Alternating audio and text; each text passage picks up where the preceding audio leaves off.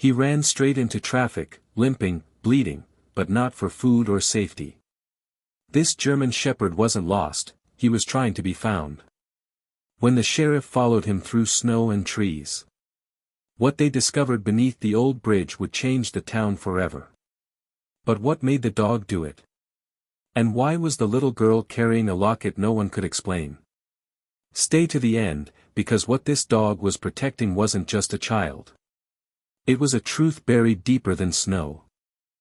Ashford Ridge, Montana, a small mountain town clinging to the edges of towering pines and sweeping ridgelines, had just begun its annual descent into winter. That morning, the temperature hovered just below freezing, and a thin blanket of snow spread across rooftops, cars, and mailboxes like powdered sugar on an untouched cake. The air was quiet, crisp, and heavy with the scent of pine bark and chimney smoke. It was the kind of morning where most people drove slowly, watched their breath curl in front of them, and hoped the snow would hold off just a few more days. But this morning would be far from ordinary. Sheriff Hank Donnelly had served Ashford Ridge for over 20 years. In his early 50s, with a stocky build, weather-beaten skin, and sharp blue eyes that always seemed to be calculating 3 steps ahead, he was the kind of man whose presence filled a room before he even spoke. His thick silver mustache and square jaw gave him a formidable look, but underneath it, those who knew him well understood that Hank carried a weight heavier than his service revolver. His wife, Claire, had passed away from cancer 8 winters ago, and since then, Hank had thrown himself into his work with the intensity of a man who couldn't bear silence. This morning, he was driving his patrol SUV down Route 6, the road that ran along the old freight line and eventually curved around the woods to the east. Steam from his coffee thermos fogged the window as he turned the corner near Bellamy Creek, one hand on the wheel, the other adjusting the radio dial for weather updates. Then, out of nowhere, a blur of fur and limbs darted across the road. Hank slammed the brakes, heart lurching. The SUV skidded slightly on the icy pavement before coming to a jerky stop. Snow kicked up around the tires. For a second, he couldn't tell what he'd seen, coyote? Deer? But then the figure reappeared, panting, head low, body tense, a German shepherd. The dog was large, but lean, ribs slightly visible beneath a thick black and tan coat mottled with grime and dried blood. Its left hind leg had a noticeable limp, and one ear was half torn, the ragged edge suggesting it had survived a fight, or worse. But what struck Hank was its eyes, intelligent, focused, and fixed on him as if it knew exactly what it was doing. "Easy, boy," Hank muttered, stepping out of the SUV, boots crunching the snow. He kept his hands low, non-threatening. "You almost got yourself killed." The dog gave one sharp bark, then turned and started walking, not aimlessly, but with purpose, down the slope toward the line of pine trees across the road. Then it stopped, looked back, and barked again. It was calling him. Hank narrowed his eyes, instinct tightening in his chest. This wasn't ordinary behavior. He radioed his location in quickly, then followed. As he trudged through the snow and underbrush, the dog moved ahead, occasionally glancing back to ensure he was still following. Hank's breath fogged in front of him, and the cold air bit into his cheeks. The terrain was uneven, leading him down toward a set of old train tracks, long disused but still cutting through the wilderness like a scar. Just beyond the tracks, a small wooden bridge crossed a narrow ravine. The dog stopped at the edge of the bridge and growled, ears up. Hank followed the gaze, and his heart stopped. Down below, barely visible against the snow-dusted rocks, was the small figure of a child. A girl, lying crumpled, unmoving. He bolted down the hill, stumbling and slipping but not stopping until he reached her side. Her red coat was torn, soaked through, her boots scuffed and barely hanging on. Her cheeks were flushed with fever, lips pale, and lashes crusted with frost. Her brown hair was tangled with pine needles and blood. She couldn't have been more than 9 years old. Hey, sweetheart. Can you hear me?" Hank said, checking her pulse. It was faint, but there. Her eyes fluttered, and she whispered something he couldn't make out. The dog stood silently above them, tail stiff, watching. With practiced urgency, Hank lifted the girl into his arms, noting a nasty gash on her forehead. She didn't resist. As he carried her up the hill, the German Shepherd trotted alongside, never letting them out of sight. Back at the SUV, Hank cranked the heat, wrapped her in an emergency blanket, and radioed for backup and medical assistance. He placed her in the back seat carefully, then turned to the dog. "You saved her life," he said softly. The dog sat in the snow, watching through the window as the girl lay unconscious in the back seat. For a brief second, Hank thought he saw something like grief in its eyes. He reached into the back, took out an old fleece, and laid it on the passenger side floorboard. "Get in," he said. The dog obeyed. As they sped toward Ashford Ridge General Hospital, snow began to fall again, soft flakes, slow and steady, as if the sky was exhaling. In the distance, church bells from St. Agnes rang faintly through the cold. Back in town, the radio crackled with chatter. A missing child alert had been issued earlier that morning. A girl named Violet Carter, last seen wearing a red coat, had not arrived at school. Hank looked in the rearview mirror. The girl stirred slightly, her lips moving as if speaking in her dreams. And beside him, the nameless dog, wounded but proud, sat perfectly still. The hospital lights were too white, too clean, and far too fast for the way Violet Carter breathed. She lay motionless in the ER trauma bay of Ashford Ridge General, her small frame dwarfed by the hospital bed, wrapped in warming blankets that couldn't touch the cold still soaked into her bones. Nurses hovered in purposeful silence, moving quickly yet gently, while machines blinked and beeped with indifferent rhythm. The snow had begun to fall heavier outside, blanketing the town like a secret no one wanted to speak of. Sheriff Hank Donnelly stood nearby, arms crossed, watching her, jaw tight. He'd driven fast, faster than he'd allowed himself since his wife Claire had died. And for the first time in years, he hadn't felt alone in the truck. The dog had sat beside him, silent, alert, watching Violet the entire ride as if memorizing her every breath. One of the nurses on shift was Carmen Reyes, a woman in her mid-40s with dark hair pulled into a no-nonsense bun, thin-framed glasses, and a steady voice that could calm both drunks and dying men. Carmen had been a nurse in Ashford Ridge for almost 15 years and had the rare gift of turning medical jargon into human reassurance. She was practical, decisive, and unflinchingly kind. Her mother had been a midwife, her father a logger.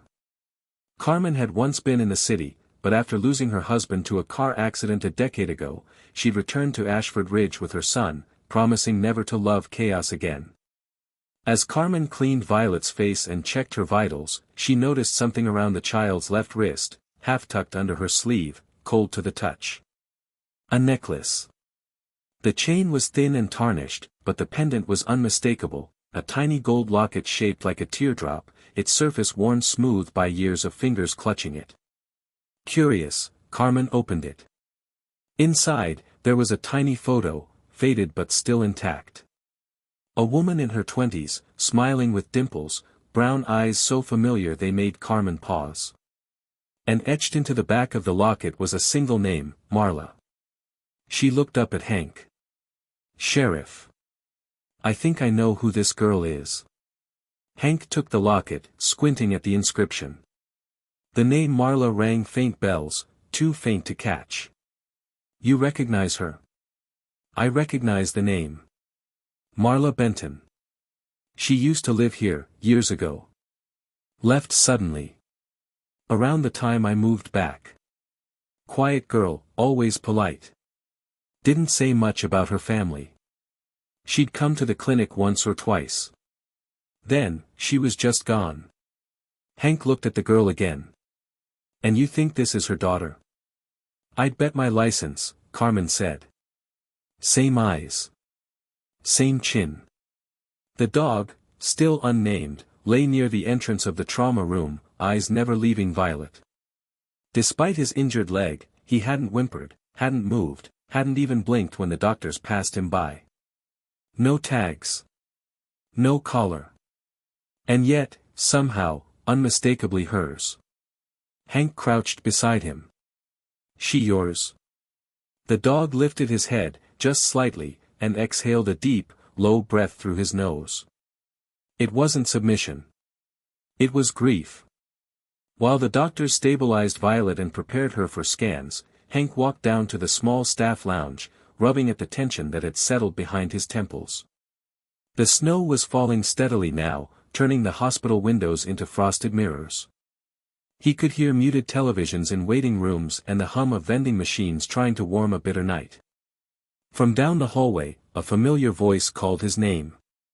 Sheriff Donnelly. He turned and saw Lorna Bellamy, wrapped in a pale gray coat, a knit hat pulled low over her brow. Lorna was in her 60s, tall, with long limbs that gave her an air of graceful awkwardness. Her eyes, once lively with mischief, now bore the weariness of regret. Years ago, she'd been the town's librarian, before arthritis and heartbreak drove her into early retirement. She lived in the house next to Hank's, rarely seen outside her porch, always tending her garden even when the soil had turned to frost. Lorna. What brings you out in this storm? She hesitated.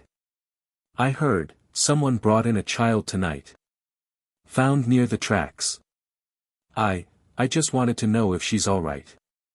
Hank studied her. You know her? No, she said too quickly. Then, softer, not exactly. He didn't press. Lorna had always been kind, if guarded. The two of them had often shared quiet evenings on their respective porches, nursing mugs of tea, saying nothing at all. He handed her the locket. She had this on her. Lorna took it with shaking fingers. When she opened the locket and saw the photograph inside, her knees gave slightly. She caught herself on the doorframe, then handed it back without a word. Her face, usually so composed, was pale. You all right? I'm fine, she said, voice tight. It's been a long day. She left quickly, coat flapping behind her like an old flag in retreat. Back in the trauma room, Carmen gave a nod. She's stable. We're keeping her overnight. You did good, Hank. And that dog? I don't know how, but I think he knew exactly where she was. Hank looked down at the German shepherd, now curled near the base of Violet's bed. He wasn't sleeping. He was waiting. Outside, the storm continued to thicken. But in the small hospital room, wrapped in a blanket of quiet warmth, something had shifted. Sheriff Donnelly, once so certain he'd seen the last of miracles, now sat by a girl he didn't know and a dog who refused to leave her side. He didn't say it aloud, but something inside him whispered it was only the beginning. 2 days had passed since Violet Carter was found beneath the wooden railway bridge. Outside, Ashford Ridge was buried deeper under the relentless snowfall, the pines now blanketed in silence so thick it hushed even the crows. A thick fog rolled through the mountains like a wandering ghost, swallowing the winding roads one turn at a time. Inside Ashford Ridge General, it felt like time had paused, except in room 12B, where a child's quiet recovery had become the center of a growing mystery. Sheriff Hank Donnelly leaned over the front desk at the County Animal Control Office, flipping through intake records and scanning screens with the weary focus of a man determined to get answers. Across from him sat Deputy Alex Greeley, a wiry man in his early 30s with a sharp jawline, short ginger beard, and a permanent squint in his eyes like he'd stared too long into the sun. Alex had joined the force 3 years ago from Missoula, bringing with him a tech-savvy mind and a stubborn streak that often rivaled Hank's. Today, though, he was unusually quiet. No microchip, Alex finally said, turning the screen so Hank could see. Ran the scan twice. No collar, no embedded tag, nothing. No lost dog reports matching the description. Plenty of missing shepherds, Alex said, tapping the screen. But none from this region. Closest one that fits his markings is from Boise, 3 years ago. Hank frowned. 3 years. Alex pulled up an old photo, a younger-looking German shepherd in a K9 training vest, proud and pristine. Name listed as Valor. Assigned to a unit in Idaho State Police. Went missing during a search and rescue op in the northern ranges. Never recovered. Valor, Hank repeated quietly. The name settled around him like ash. Same eyes. Alex nodded. Could be coincidence. Could be him. Hank looked down at the printed photo, then at the hallway where Valor, the same dog, now lay curled near the back entrance, close enough to keep an eye on Violet, far enough not to spook the staff. His wounds were healing. Carmen had patched up the torn ear and cleaned the limping leg, though he still walked with a slight drag. No one had tried to claim him. But he hadn't left Violet's side. He saved her life, Hank said simply. And now what? Alex asked. You thinking of keeping him? Maybe I don't have a choice, Hank said. Maybe he's already decided. Back at the hospital, Lorna Bellamy sat on the far bench of the atrium, hands clasped tightly around a paper cup of cold tea. Her gray coat still bore flecks of snow, but she didn't notice. Her eyes were fixed on the hallway that led to pediatrics. She hadn't planned to come again. She'd told herself seeing the girl once was enough.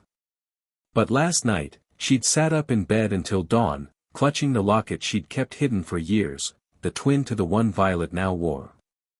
Lorna, once so proud and iron-willed, had softened with age. Her once smooth hands were now marked with years of garden soil and sorrow.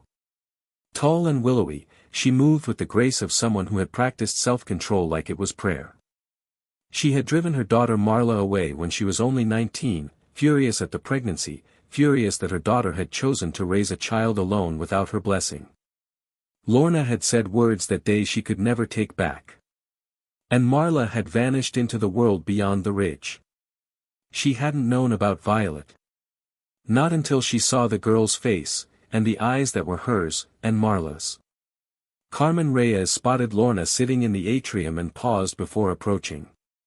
You've come again, she said gently, her voice like a warm coat on a bitter day. Lorna looked up, managing a weak smile. I told myself I wouldn't. Why? Because I forfeited the right, she said, her voice brittle. Years ago. Carmen sat beside her. The girl's stable. Sleeping more. No sign of infection. We expect her to wake soon. Lorna closed her eyes. I've done things I'm not proud of, Carmen. And now there's this child, my grandchild, and I have no idea what to do. Start small, Carmen said. Sit with her. Talk when she wakes up. That's all children need at first, presents. I was never good at presents, Lorna whispered. I was good at silence. Upstairs, in room 12B, Violet lay curled in her hospital bed, breath slow and steady. She hadn't yet spoken, but her pulse had grown stronger. The 4-drip hummed softly. At her side, Valor lay stretched across the floor, his head resting near the corner of her blanket. When a nurse tried to move him, he simply looked at her with that steady gaze that seemed to say, I was here first. Hank stepped into the room and nodded at Carmen. Any change? She murmured in her sleep, Carmen replied. Said a name. Mom. Then something like. Bridge. Hank stared out the window, watching snow curl past the glass. I think we need to find out what happened out there. Not just where she was, but who she was with. And where they went. Carmen hesitated. You think the mother might be dead? Hank said quietly. I don't know. But we didn't find any footprints near that bridge. No signs of recent fire or shelter. Just the girl, and the dog. He looked down at Valor. 3 years missing, and he shows up now, dragging a girl from the snow. Carmen nodded. Maybe the two of them found each other when no one else would. Outside, the wind shifted, blowing powder off the eaves of the hospital. Lorna stood just beyond the doorway to Violet's room, unseen, her hand resting against the wall like it held her upright. She didn't enter. Not yet. But she would. The morning sky was bruised with low clouds, and the snowfall had finally slowed to a light dusting, though the streets of Ashford Ridge remained blanketed in silence. Sheriff Hank Donnelly stood before the splintered door of an old cabin that squatted between two ridges near the freight line, its windows long cracked and its roof sagging under years of snow and silence. A weathered, "No Trespassing" sign hung by one nail, swinging slightly in the wind like an old warning too tired to be heeded. This was the place the dog had returned to at dawn. Valor had slipped out of the hospital late the previous night. Hank found out just before sunrise and tracked his prints, still fresh in the snow, eastward through the trees. They led him here, to a structure he hadn't paid attention to in years, a place once used by track maintenance crews and later abandoned when the rail traffic died. The inside smelled of old pine and earth. Scattered blankets formed a makeshift bed in the corner. A small metal bucket with burned ashes hinted someone had managed to keep a fire going. On the wall above the cot, taped with brittle masking tape, were a handful of torn magazine pages, faded drawings, and, Hank paused, one worn photograph. He stepped closer. The photo showed a woman with soft features, chestnut hair pulled back, standing on the edge of a field holding a toddler in her arms. Her smile was tentative but full of light. And she was unmistakable. Hank had seen her in the locket. Marla. The toddler was Violet. Someone had lived here. And recently. A child's sock was tucked beneath the blanket, and near the makeshift pillow, a folded notebook lay open. Inside were a few lines written in hurried pencil, "Snow again. She's getting worse. Can't risk town. We'll try hospital tonight. Pray they take her." Hank stared at the words for a long time. So she had brought Violet here. But why not go straight to the hospital? What had she been running from? He took photos of the scene, bagged the note and photograph, and stepped back into the snow, heart tight. Back at Ashford Ridge General, Violet stirred beneath the sheets, a soft sound slipping from her lips. Carmen sat at her side, reading quietly, when the girl's eyelids fluttered open. At first, her gaze was unfocused.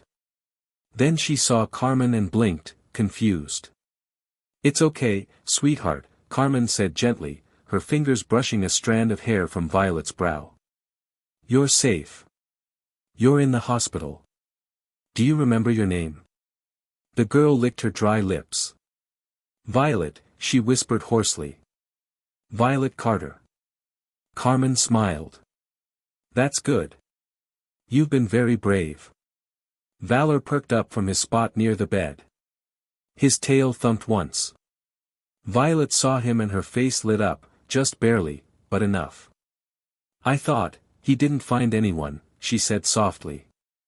"He found the right someone," Carmen said. A knock came at the door. Lorna stood outside, not entering, holding something wrapped in brown paper. "Come in," Carmen said, but Lorna shook her head. I wanted to leave this. For her." She handed the package over, and Carmen set it on the windowsill. Inside, carefully wrapped, was a photograph. It showed Marla, at least 15 years younger, standing in front of the town library, laughing with another woman, Lorna. They were younger, smiling, arms looped together, unaware the photo would someday become evidence of a fractured history. Later that day, when Carmen showed the photo to Violet, the girl stared at it for a long time without speaking. Then her small shoulders began to shake. "I know this picture," she whispered. Carmen waited. "My mom had it. She used to show it to me. She said the other lady didn't want us anymore." "Do you know who she is?" Carmen asked gently. Violet nodded, wiping her face. "She's my grandma." Carmen stayed silent, letting the weight of that name settle in. Violet clutched the photo tightly. "We came here a week ago. Mom said we had to leave the last place. She said she was going to try and bring me to a hospital, but it was too risky. She didn't want them to find us." "Who?" Carmen asked, voice low. Violet shook her head. I don't know. Mom never said. She said we were safer if people didn't know who we were. Then, the night it snowed, we left the cabin, and she carried me across the bridge. But she slipped. She fell down the rocks. I screamed for help, but she told me to run. Valor came back and found me. Carmen sat quietly, heart pounding. She said she'd follow, Violet continued. But she never came. That evening, Hank returned to the hospital, his boots still dusted with snow and soot from the cabin. He brought with him the folded notebook and the photo he'd found tacked to the wall. She was living in the old maintenance shed, he told Carmen. It's barely insulated. She made a cot, used the fire bucket. There were kids' things. She was planning to bring Violet here that night. Carmen nodded slowly. Then something went wrong. She never made it back. They both looked through the window to where Violet sat propped up in bed, Valor's head in her lap, her fingers running slowly through his fur. The hospital room was quiet. The storm outside had finally stopped. She remembers her mother falling, Carmen whispered. I don't think she saw her die. Just disappear. Hank looked out toward the dark ridges beyond the town. I need to search the gorge. Night fell early in Ashford Ridge, especially in the deep of winter. The sun, if it could even be called that under the woolen gray clouds, dipped below the pine ridge just after 5, casting long shadows over the rooftops and ridgelines. The town lay in a hush, as though holding its breath. At Ashford Ridge General, the lights hummed low, and most patients had drifted into uneasy slumber. But one room wasn't quiet. Violet Carter sat upright in her hospital bed, the soft beeping of the monitor steady beside her. Her cheeks had regained color, and her eyes, those wide, wondering eyes, were sharper now, though heavy with a kind of sorrow beyond her years. Valor had been lying at her side since early evening, his head resting on her thigh, breathing slow and warm. Until he wasn't. She felt it before she heard it, the sudden emptiness. The absence of his warmth. She looked over and found nothing but the faint indent where his body had been. Panic swelled. She slid from the bed, for still taped to her arm, and limped to the door. She found Carmen in the hallway. He's gone, Violet whispered. Who? Valor. 30 minutes later, Sheriff Hank Donnelly's boots crunched into the fresh snow at the hospital entrance. He hadn't even taken his coat off at home when the call came through from Carmen. Second time he's done this, Hank muttered, more to himself than anyone else. He crouched near the outer doors and found the paw prints right away, shallow but purposeful, heading northeast, into the woods behind the old train yard. There were no signs of panic or confusion in the pattern. Valor wasn't running away. He was searching. I'm going with you, came a small voice. Hank turned. Violet was bundled in a coat 2 sizes too big, the nurse's scarf wound around her face. Carmen stood beside her, uncertain but not intervening. Sweetheart, you need rest. He went for her, Violet said. I know it. He's going to find my mom. Hank didn't argue. Instead, he bent down and zipped her coat tighter. The moon rose high above the forest as they trudged through the trees, Hank holding a flashlight that cut narrow cones of gold through the dark. The paw prints remained clear despite the growing wind, leading them toward a path Violet said she remembered from the night her mother disappeared. They walked in silence for nearly an hour, deeper into the woods, until the prints began to veer toward a slope. Then Violet pointed. There, she whispered. Hank raised the light, and saw it. A piece of faded blue fabric flapping on a low branch, half frozen with ice, snagged by a jagged twig. It was the sleeve of a coat. The coat from the photograph. Hank carefully retrieved it and crouched down, brushing away the snow beneath. There were boot prints here. Smaller than his, adult-sized. Not fresh, but preserved in the cold. They led further down the slope, toward the ravine. At the edge, the earth dropped away into a steep gorge, rimmed with jagged rocks and iced-over brambles. And on the ledge just below, they saw him, Valor, standing motionless, staring into the dark chasm below. He turned as they approached, his ears flicking toward Violet. Then he looked down again. Hank followed the gaze and caught a glint of something metallic, half buried in the snow on a narrow ledge. He climbed down carefully, boots sliding, palms gripping frozen bark. When he reached the ledge, he knelt beside the object. It was a pendant, twin to the one Violet wore. The chain was broken. The locket still intact. Inside, the same picture. Marla and baby Violet. There was no body. No clear sign of a fall. But the silence was answer enough. She had come this far. And never left. That same night, back at Hank's home, warm, safe, and dimly lit by the fire, Lorna Bellamy sat stiffly on the edge of the old armchair in his den. She hadn't asked to come in. Hank had found her standing on his porch when he returned from the woods, holding a manila envelope and a thermos of lukewarm tea. "I figured you'd be up," she'd said. Now she was silent, the envelope on her lap, hands shaking slightly. "You want to talk about it?" Hank asked, hanging his coat. Lorna nodded, then spoke without lifting her eyes. "I was the one who made her leave." Hank sat across from her, waiting. "Marla. My daughter. She told me she was pregnant, and I said things I can't take back. I told her she'd ruined her life, that I wouldn't let her raise a child in my house, that it was an embarrassment. I thought I was doing the right thing, holding her to standards. But really, I was protecting my pride." She looked up, tears glistening in the creases around her eyes. "She left that night. Didn't come back. I didn't even try to stop her." She opened the envelope and slid out a photograph, one Hank hadn't seen. Marla in her 20s, holding a tiny newborn, standing in the doorway of a bus station. There was no return address. "She sent it to me 2 years ago. No note. Just the photo." "Why didn't you say anything when Violet was brought in?" "Because shame doesn't age well, Hank," Lorna whispered. "It just hardens." Hank leaned back, sighing. "She may be gone now. But that little girl in the hospital, she's still here. And she needs someone who won't leave her behind." Lorna's voice cracked.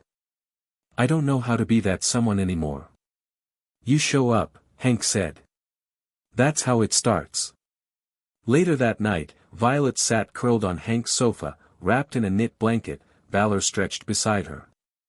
She held the recovered pendant in her palm, silent, the firelight flickering in her eyes. "Do you think she knew I'd make it?" she asked. "I do," Hank said. Violet looked at the dog, her voice soft. "And him?" Hank smiled. "I think he was always meant to find you." The cold had returned with a vengeance. 3 days after the discovery near the ravine, Ashford Ridge braced itself against another wave of winter. Snowstorm warnings echoed through radio static, and most townsfolk stayed in, their chimneys trailing ribbons of smoke into the iron-gray sky. But Sheriff Hank Donnelly was not one to be deterred by snow. Not when he had questions that still gnawed at him. He stood once again at the edge of the ravine, this time with Violet by his side. The girl, now stronger, wore a thick parka and waterproof boots that made her look even smaller against the towering pines. Valor trotted beside her, no leash needed. His limp had eased. His eyes were ever alert. They had come to look again, not just for answers, but for something final. Violet had asked. Not in words exactly, but in the way children do when they carry grief they do not yet know how to name.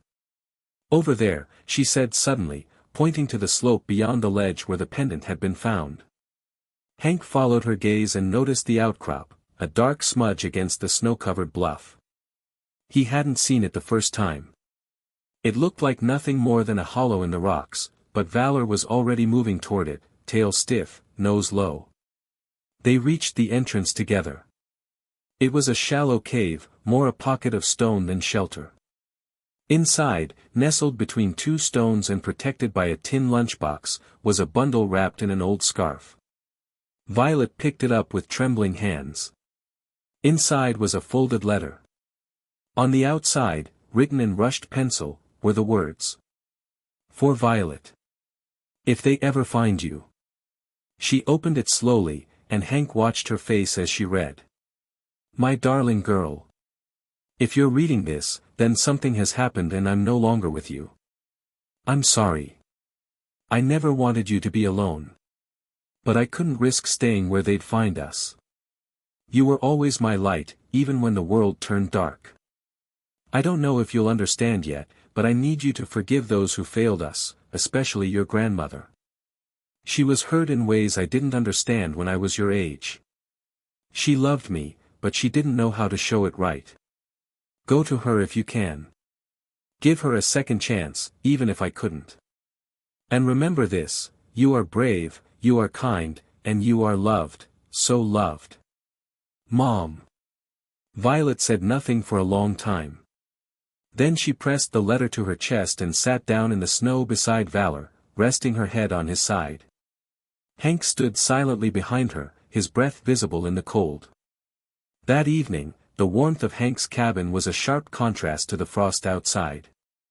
The fire crackled, throwing soft light across the wooden walls. Lorna Bellamy sat at the kitchen table, her hands wrapped around a cup of tea, unopened envelope beside her. Violet stood across from her, holding the letter. This was from my mom, she said simply, and handed it over. Lorna's fingers trembled as she unfolded the paper. Her eyes skimmed the words, each one another chisel against a heart long hardened by years of silence. When she finished, she pressed her hands against her mouth, as if trying to hold something in. I didn't know she forgave me, she whispered. I didn't deserve it. Violet stepped closer. She said to give you a second chance. Lorna couldn't speak. She only reached out, arms uncertain, and Violet leaned in, not quickly, but steadily, and allowed herself to be held. It was the first time in decades that Lorna had cradled someone with her whole heart. Across the room, Hank watched them in silence. His own chest ached, not from loss, but from something blooming again in the hollow it had left behind. Later, as the storm curled around the town and rattled the windows, Lorna sat before the fireplace with pen and paper in hand. Violet slept on the couch beside Valor, one hand buried in his fur. The German shepherd remained still as stone, his breathing slow and steady. Lorna began to write, not to Marla, but to herself. I tried to bury guilt with time. But it grows roots. I tried to forget, and in doing so, forgot myself. Today, she came back, not Marla, but her heart. And I was allowed to hold it again. Tomorrow, I will call the courthouse. I will ask what I need to do to adopt my granddaughter. I will build something with what is left. And I will pray that somehow, Marla hears me when I say, I'm sorry. I'm so sorry. I will not fail her child. As the fire dimmed, Lorna looked over at Violet sleeping beside the dog that had led her home. And she whispered a prayer that was neither loud nor eloquent, but real. And that was enough. Ashford Ridge dressed itself in white that morning. The storm had passed, leaving the entire town gleaming beneath a fresh coat of snow. The rooftops of the modest houses sparkled in the early sun, icicles dangling from gutters like winter's delicate jewelry. Pine branches bent under the weight of soft powder, and the winding path through town had become a patchwork of footprints, boots, paws, tiny shoes, woven together like a story only the snow could read. It was Christmas Eve. In the center of town, the windows of Maggie's bakery steamed with warmth, displaying peppermint bark and gingerbread stars beneath hand-lettered signs. Wreaths hung on lamp posts. A group of schoolchildren rehearsed carols on the steps of the church, their voices shaky but sincere. And outside the Ashford County Courthouse, a bronze plaque had just been placed into the ground. To Valor, rescuer. Guide. Guardian. The dedication had been short, the applause modest but genuine. A local woodworker had carved a lifelike sculpture of the German Shepherd, placed just beside the town's old freight monument. The real Valor sat nearby, regal and calm, a red scarf tied gently around his neck. He didn't seem to notice the fuss, though he accepted every child's gentle pat and every piece of bacon slipped into his paw. Sheriff Hank Donnelly stood beside him, hands in his coat pockets, watching it all unfold with a quiet pride. A few days earlier, he'd signed the final paperwork. Valor was now retired from all official K-9 service, and adopted as his own. The dog had chosen him long before, but it felt right to make it real. "It's a good thing you did," a voice said beside him. He turned to see Lorna Bellamy, bundled in her favorite wool coat, a knit hat pulled low over her gray-streaked hair. Her face was softer now, still lined, still weathered, but no longer closed. "She's settling in?" Hank asked. Lorna nodded. Slowly. "She has her own room now. Filled it with drawings." And she put the photo of Marla right above her bed. "Good," Hank said. Then, quieter, "You did the right thing." "I'm trying," Lorna said. "Every day." From behind her, Violet came skipping across the courthouse steps. She wore a red coat, the same color as the one she'd been found in, though this one was new, gifted by Carmen. Her cheeks were rosy, and her braid bounced behind her like a ribbon of brown silk. "Valor," she called, and the shepherd's ears perked instantly. He trotted to her, slow but proud, and she knelt to bury her arms around his neck. "I made him a gift," Violet said, pulling something from her pocket. It was a small leather collar, hand-stamped with letters, "Home." "Looks like he finally has one," Hank said. "So do I," Violet whispered. That evening, Hank's cabin glowed from within. The fire was already crackling when Lorna and Violet arrived, arms full of covered dishes and one small, slightly crooked tree that Violet insisted they decorate from scratch.